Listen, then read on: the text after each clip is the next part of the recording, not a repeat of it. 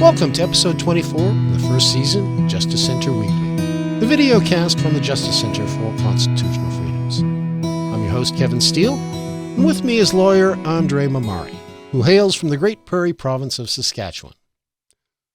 Andre was in court this week, seeking intervenor status on behalf of a couple of groups in the high-profile case in which the UR Pride Center for Sexuality Gender Diversity is trying to strike down the province's parental consent policy, which now requires that schools seek and receive a parent's consent before they change the name and gender of a child under 16 years of age.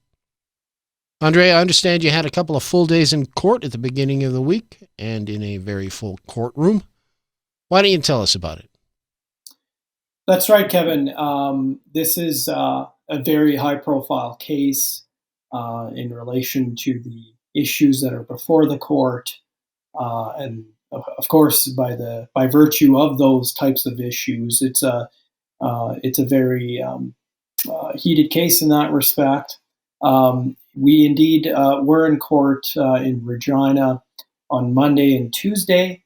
On Monday, the court heard from the proposed intervenors with respect to their application to be granted standing. And on Tuesday, the court was, in fact, in session from 10 a.m., I think, until late in the afternoon, 5:30 or so, deliberating and hearing arguments from the parties themselves. The intervenors were not permitted to have a position with respect to the injunction motion. And with that respect, I do want to indicate that the court is in the process of deliberating with respect to that injunction hearing. And so I will contain my comments with respect to this matter really to give you an understanding what the case is generally about. I want to certainly afford the court, as it's making its deliberations, that opportunity to do so without further comment. Okay, well, maybe we'll just sort of describe the injunction phase a little later, but let's start with the intervenors. Now, I understand that you did win intervenor status on behalf of a couple of groups, and maybe you could just tell us about those groups. Absolutely. So we're in a unique position in that regard. Our application effectively is for joint intervenors. That means that we represent two different groups together who come in as joint intervenors who essentially submit the very same position from two very different groups. There are other intervenors. All of the proposed intervenors were granted by the court to have intervenor status. The other intervenors are CCLA, LEAF, the John Howard Society, and they were separately each independently granted intervenor status. And our joint intervenors that we represent are two groups. One is called Parents for Choice in Education, which is an organization out of Alberta, as well as Gender Dysphoria Alliance out of Manitoba. Now, Parents for Choice in Education has been active for approximately 11 years. They do a whole wide ambit of work with respect to their desire to have parental authority recognized in the education system and really to empower parents in the educational sphere with respect to their children and the education system. And they do quite a bit of work. They were involved in a case out of Alberta, both at the King's Bench and Court of Appeal level, with respect to a very similar case that had proceeded initially in 2018 and then proceeded to the Court of Appeal. That case was never, the merits of that case was never actually heard. It was really the injunction that was heard, and the injunction matter proceeded to the Court of Appeal. So Parents for Choice in Education has some experience with respect to these types of issues that are before the court, similar types of issues that are before the court as they proceeded in Alberta. Gender Dysphoria Alliance is a very interesting organization. It's headed by two transsexual men, both of whom have an experience as adult men with respect to their identity.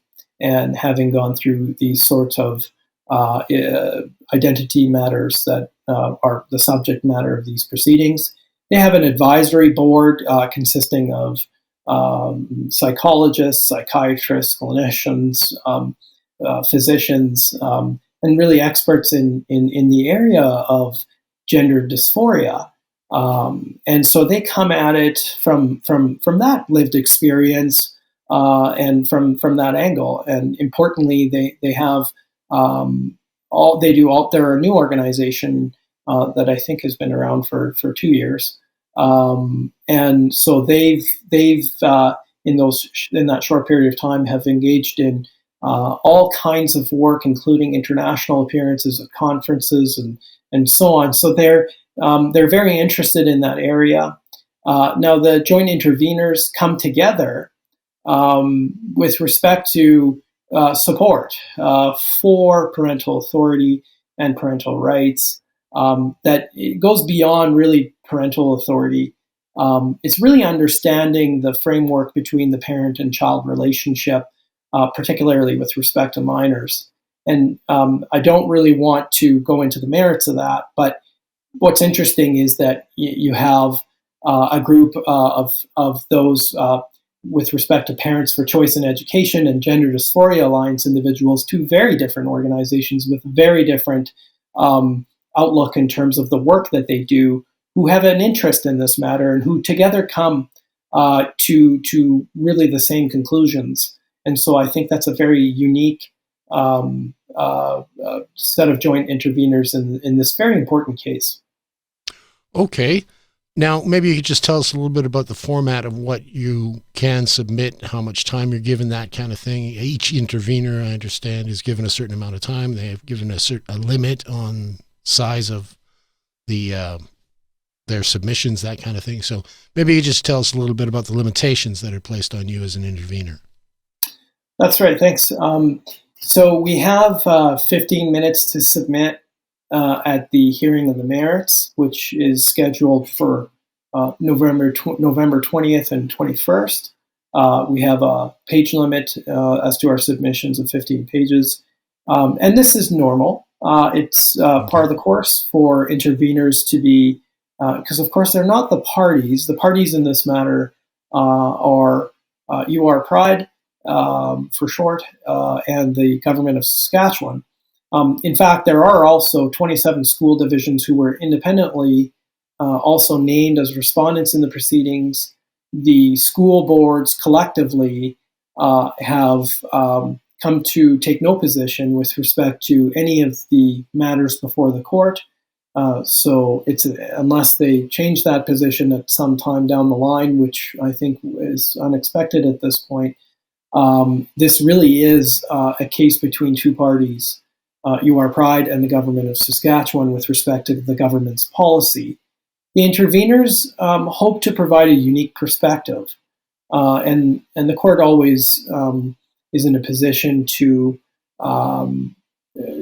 provide guidance in terms of, in this case, as the court has, as to limitations, as to ensure that this doesn't get out of hand. And the interveners have a say, and the court has granted all the interveners to have a say. So the joint interveners will make submissions, both in written and oral argument, later in November. Okay, maybe just a little bit on the format of that. Is that you standing up and delivering their submissions orally, or are they standing up? Are they presented as witnesses? Just give me an idea or an understanding of how the intervener presents his argument. Certainly. Well, I, as counsel for the joint interveners, I anticipate that I would be the one to make submissions, though that there may be another lawyer, possibly, who would, from our organization, who would represent the joint interveners who would make submissions. That's not anticipated, but it is anticipated that their counsel, at this point being myself, would be making oral submissions, and we would be submitting our written submissions as well. The joint interveners do not themselves, unless they of course kick me to the curb, they themselves would not be directly making oral or written submissions, nor are interveners, and nor are they typically provided an opportunity to submit evidence. That it's very rare to have interveners submit evidence. It really balloons the case that really is between two parties. And in this case, none of the interveners at the hearing of the intervenor hearing had been requesting to submit evidence. So they won't be submitting evidence. They'll be relying on the record and their own unique perspective that they submit based on the record that they will present to the court for deliberation. So neither of the parties then questions the interveners. There's no like redirect or anything like that. They don't question you on your submission. That's the thing, right? Well, the parties do have an opportunity to reply to the arguments made by the interveners, but they don't direct or cross, or there's no examination of interveners as though they are witnesses. The interveners are really there to provide sort of a overall. They have an opportunity to look at the record, and from their unique perspective and skill and expertise, to the extent in which their unique perspective derives, to provide the court with their unique perspective that they wish the court to factor in and consider. Parties, each of which get an opportunity to provide, if they so wish, replies to any positions held by the interveners on those specific issues and with respect to their unique perspectives. Okay. Now, in terms of this submission, which is a joint submission, is this something where the two interveners huddle up and come up with one submission, or do they, break it down into two parts so that you have a distinct understanding or a demarcation of what position is what? No, in really with respect to the interveners, the other three interveners, they're independent interveners, and they can take independent positions with respect to various issues. And I think the other interveners had submitted arguments with respect to the unique path that they wish to submit their particular area of submissions. The joint interveners are a little different because the joint interveners together have come to the same conclusion. And it's unique in that sense, in that they both come to, again, they come from very different interests in the matter, but yet they come to the same points, which I think is very interesting for the court's consideration and overall deliberations. Okay. And this is to be delivered when? You said the hearing's scheduled 2 days for November sometime? At the present time, there are 2 days scheduled, though the court has granted the possibility of a third day, and I'm certain if more is required, then the parties will request more time. There are currently 2 days scheduled, with a possible third day if necessary. I'm confident that hopefully within that time frame, the arguments will conclude with what is allotted by the court at this point. Okay, because that seems rather short for such a big case, I guess. But I'm not sure. You probably have more experience in that. Does this seem like the average amount of time?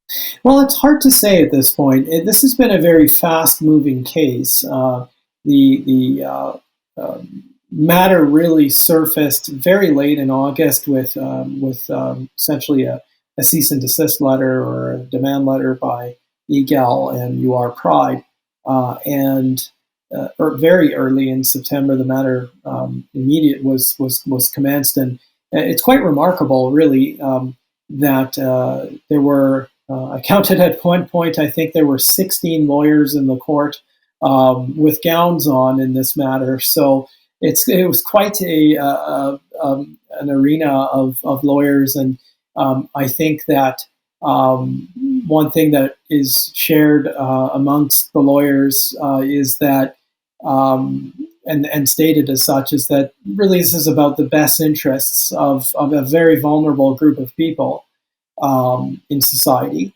And so, in terms of your question as to is this normal in terms of the time frame, it is a very fast-moving case. There's certainly on the part of the applicants, there is an application for an injunction which is currently being deliberated by the court. I understand that UR Pride had made previous requests for their injunction by way of an interim injunction request without notice, which is really essentially that UR Pride had made submissions every time the matter turned over to the court for an immediate granting of an injunction. And the court really permitted the government to have an opportunity to present its case before really considering an interlocutory injunction. So the court was unwilling to immediately just grant the injunction without having heard from both parties to a reasonable degree. And the government provided its evidence for the interlocutory injunction. The court now has significant evidence, particularly from UR Pride, but also from the government. It's not unusual for an injunction proceeding to happen very quickly and expeditiously. Really, injunction motions or applications are, with respect to matters that are urgent, the applicant, UR Pride, in this proceeding, its position, and I don't speak for them, but to my understanding, their position clearly is that there is a significant urgency to the matter. And so they have that before the court for consideration. And of course, the government's position is very different with respect to its interpretation of its own policy and any, if any, harm would derive from that. And again, I don't want to comment too much about the merits of the injunction and to afford the court the respect as it makes its deliberations on that particular application. Okay, yeah, but I guess it's worth mentioning the news stories that came out surrounding this, and I probably can't get you to comment on the fact that the Saskatchewan government said that they would consider using the notwithstanding clause in this issue, so that tells you how what a hot button issue it is. It is a hot button issue, and it's an issue that has seen litigation not only in Saskatchewan, but I understand that there's litigation in New Brunswick, and there's also litigation in the United States. And this is an issue that's not unique to Saskatchewan. It's an issue that's taking place in various places, and it involves issues that has been part of the social dynamic of Western society in Europe as well, in the Scandinavian countries, in the UK. Though I'm not familiar with cases at this point with respect to a policy of this particular nature. But yes, this is an issue that is not unique to Saskatchewan. It's unique to Saskatchewan to the extent in which this particular policy itself being challenged in this way. But as I mentioned earlier, similar type of issues existed in Alberta with Bill 24, which I understand has been repealed. Right, and also should note that this subject was the focus of protests right across the country on the day after the hearings that you were in. So that would be in the Wednesday. There was the Million Parent March for Parental Rights or something like that made quite a splash across the country from coast to coast. So it's not just Saskatchewan where this issue is being debated, of course. So that's right. I am familiar with the march, though I don't think the march is in response specifically to this case. Perhaps there may be awareness of the case by those marching, but I have no comment really about that. People are free to express themselves as long as it's peaceful, and that's the way our democracy functions. Yes, I simply wanted to draw attention to the fact that the issue is very broad right across the country, even though the focus right now, at least with this case, is on Saskatchewan. it is something that's, I guess, happening across the country, even if they don't have the same type of case before the courts right now. That's right. I think the only similar type of case before the court, I'm not familiar with it yet, so I don't want to comment more than I'm aware of, but I understand the New Brunswick Section 713 policy is a little bit different, but is also a matter that is an issue for consideration by the courts. Well, maybe we can just get you to sort of describe the issues involved in this case. Just give us the general outline so that people can get an understanding of, how the interveners are going to play out and the, I guess, how the case is going to play out. Just give us the synopsis of the issues. Absolutely. So in August of, I believe it was August 22nd of this year, the government announced a policy after it indicates it had examined the policies of the different school divisions with respect to this particular subject area, and it came up with a policy, the pronoun and change of name policy, which essentially requires children over the age of 16 to change their name or pronoun at school without parental consent, and those under the age of 16 would require parental consent in order to do so. In response, UR Pride commenced a originating application alleging that the policy and its details essentially violate Section 7, the security of the person, as well as Section 15, equality, on those two bases. And so really the court is going to determine this on a Section 7 and Section 15 aspect. It's not considering, it is not before the court to consider human rights challenges or anything of that sort. This is about security of the person, and in this case being a vulnerable group of people, young children as young as 5 to the age of 16, requiring parental consent and essentially parental involvement in a decision for a change in social identity. And so the court is there. It's a very complicated case, and given the issues, it's a very complex matter. And so the court is going to make deliberations about that subject area with respect to those constitutional grounds. Okay, so just to clarify then, this really is a charter case then. It's not a human rights case. It's a charter case. Indeed, it is a charter case of historical precedent, in my view, with respect to those issues, because it really speaks to the dynamic, the family dynamic, as between parent and child. And from the perspective of the joint interveners, without going too far into the merits, the joint interveners, from their unique angles, both come to the conclusion that parental involvement is a positive thing, and that parental involvement is essentially a child's right, a child's security of the person to their parents with respect to any developments, whether social or otherwise, should be the rule, not the exception. And I think it's a common understanding that parents love their children and that they want the best for their children. They're the most invested in their children. They bear all the legal responsibilities for their children with respect to numerous issues with respect to education and the Education Act, with respect to the wellness and upbringing of them in terms of being fed and so on and so forth. Parents have significant legal responsibilities, and so our understanding is that they too enjoy those legal rights. But those legal rights also need to be understood in terms of it's not the parent's rights against the child, but rather the parent's right to the child is a mirror of the child's right to the parent.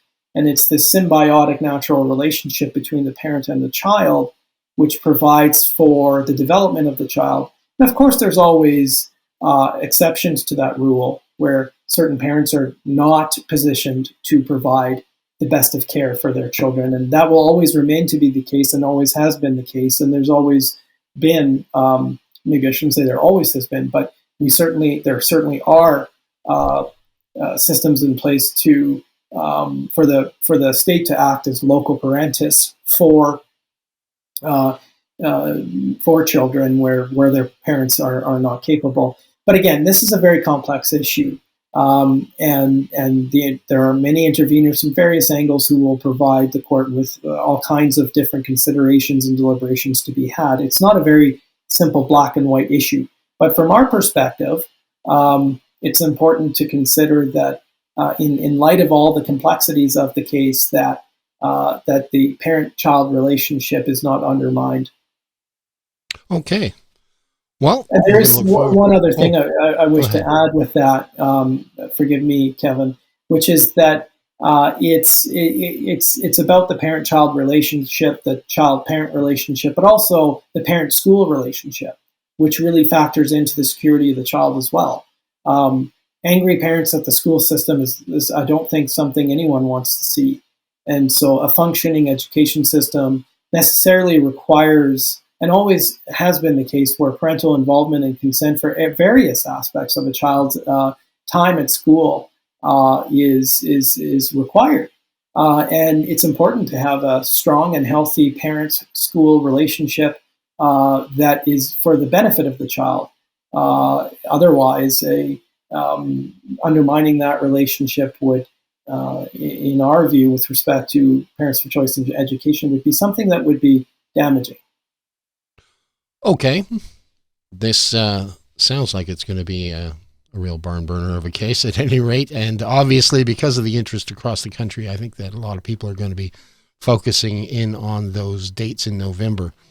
Thanks so much, Andre, for taking the time to update us on this case. And I hope to speak to you again real soon. Thank you, Kevin. Good to be with you.